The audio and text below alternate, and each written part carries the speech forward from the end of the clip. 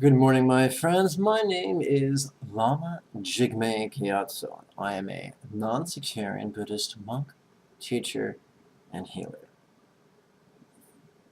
This morning, it could be said that, in fact, it was said that Paul was the apostle unto the Greeks. Well, then I'm the Bodhisattva unto the geeks, because I sure love me some sci-fi. So the reason I mention that is because a few years ago, the movie Avatar hit the screens. And the blue folk, the protagonists in that movie, or the heroes in that movie, use the phrase, "I see you." And they use that to communicate love and respect. And that's really beautiful, isn't it? To think that someone sees our good attributes and our bad attributes, our glories and our grotesqueries, and has come to understand them, and cherish them, and love them. That is really, really beautiful. And what I'm here to tell you is that when we choose our friends and when we choose our sweethearts, we need to make sure that they both can and will see us clearly. I'm reminded of a passage from the Christian New Testament. I think it's from the Synoptic Gospels. I want to paraphrase it. In that region, Jesus could not do many miracles, for the people were of little faith. So here's the idea put out by that passage. If God himself is limited by the perceptions of others, then guess what? So am I, and so are you. Our greatness, our fulfillment intellectually, emotionally, spiritually, physically, circumstantially, vocationally, economically, is directly dependent upon who we surround ourselves with. Clearly, I'm not a physicist, but I'm a sci-fi geek, and so I'm very curious about physics, and I've enjoyed various physics videos on YouTube, and a lot of the physics talk about is interdependence. Things affect other things.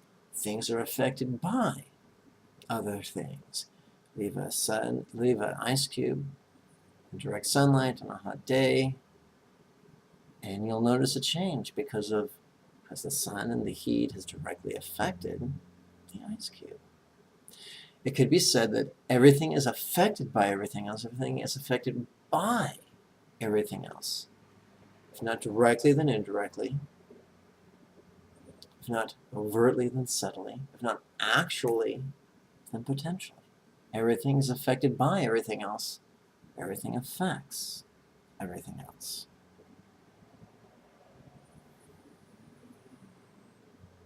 So if we want to be our best, then we must shatter the paradigm of our youth. Perhaps we were taught to be metaphoric beggars, begging for sex, begging for friendship, begging for love, and just settling to whatever comes our way. And yes, there are some romantic comedies that actually endorse that. That's right, Virginia, you heard it. Not everything Hollywood puts out is in our best interest. Not so much.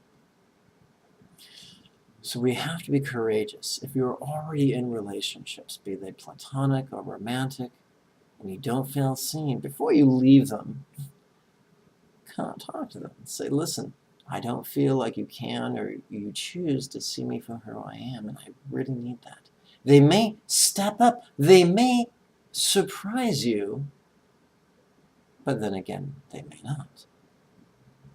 Just because someone can't or won't see you, just because someone can't or won't be your lover or your friend, doesn't mean you have to hate them. They can still be your acquaintance. They can still, be the object of your compassion and your kindness. But if they can't or they won't see you clearly, then there is a very good probability that it may not be in your best interest to rely on them as members of your inner circle. So on behalf of all the blue folk in the movie Avatar, I invite you to make sure you're seen.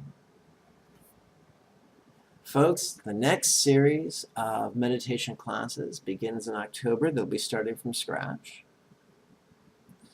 So if you're in a greater LA area, you can make plans to come in person. If you don't live here, then by all means you can make plans to participate over Skype. But seating is limited both on Skype and in this apartment.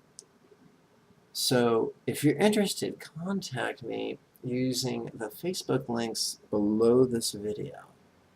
May you and yours be healthy and happy. Om Mani Padme Hum.